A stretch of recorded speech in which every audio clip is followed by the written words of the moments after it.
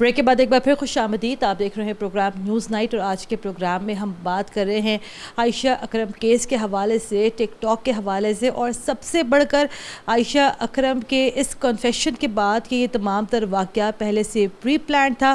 اس کے بعد اب پاکستانی خواتین کی بات کے اوپر کون اعتبار کرے گا, کیسے اعتبار کرے گا, اس سارے معاملے کے اوپر بات کرنے کے لیے ہمارے ساتھ موجود ہے معروف ڈرامہ رائٹر خلیل الرحمان قمر صاحب. سر السلام علیکم. پاکستان کی وعلیکم السلام. خواتین پر کیوں نہیں کوئی اعتبار کرے گا؟ وہ دیکھیے, آپ کو فرق ڈالنا ہوگا. یہ پاکستان کی خواتین کو ریپرزینٹ نہیں کرتی جو لڑکی بے حیائی سے, ایک منٹ, جو لڑکی بے حیائی سے اپنے ملک کی عزت کو پامال کرے گی. میں اس کو پاکستانی خواتین میں کبھی گننے والا نہیں ہوں. سر, جب یہ واقعہ ہوا مینار پاکستان کا, جب انسیڈنٹ ہوا تو ہر ایک نے یہ کہا کہ ہمارا مردوں پہ سے اعتبار اٹھ گیا. اب میں نے یہاں تک سنا والدین کو کہتے ہوئے, اب ہم اپنی بچیوں کو اسکول, کالج, یونیورسٹی کیسے دیکھیں گے.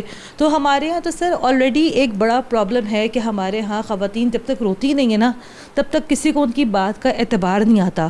تو اب آپ کو یہ نہیں لگتا کہ اس تمام تر واقعے کے بعد ہم تو ایک چیز کی کوئی مثال جب ہم کو سیٹ کر لیتے ہیں, اس کے بعد پھر ہمیں بڑا مشکل لگتا ہے وہاں سے نکلنا. دیکھیے, میرے ہاں کی جو خواتین ہیں وہ قطعی اس طرح کی نہیں ہیں.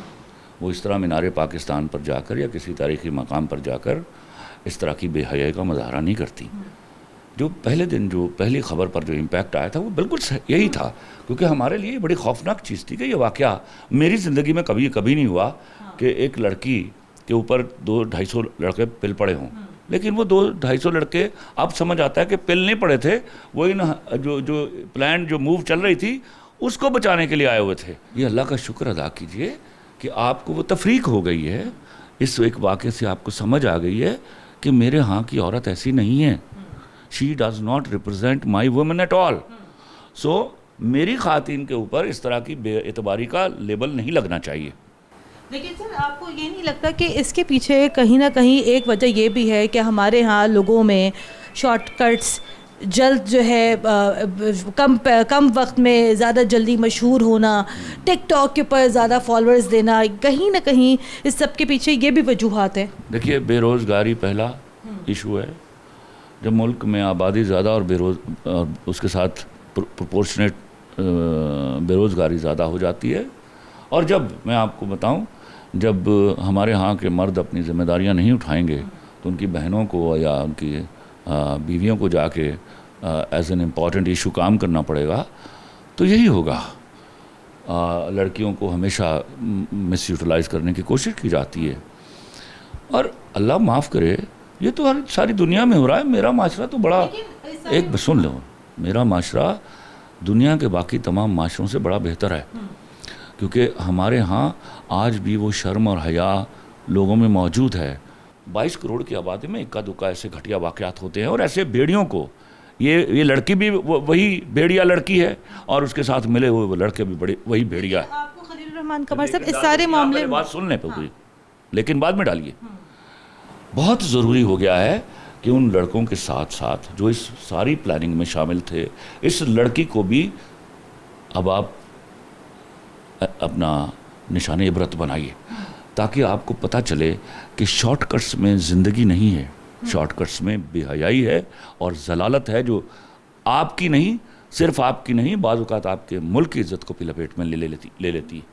اس تمام تر واقعے کے بعد ایک بڑا چیز شروع ہوئی, ہیش ٹیگ پاکستانی مرد ایسے, ہیش ٹیگ پاکستانی مرد ویسے. میں خود پاکستانی مرد دنیا کے سارے مردوں سے اچھے. میں یہ آپ کو کہنا چاہ رہی تھی کہ میں 12-13 سال سے کام کر رہی ہوں. وہاں بھیڑیوں کی ایک ریوڑ ہے وہاں.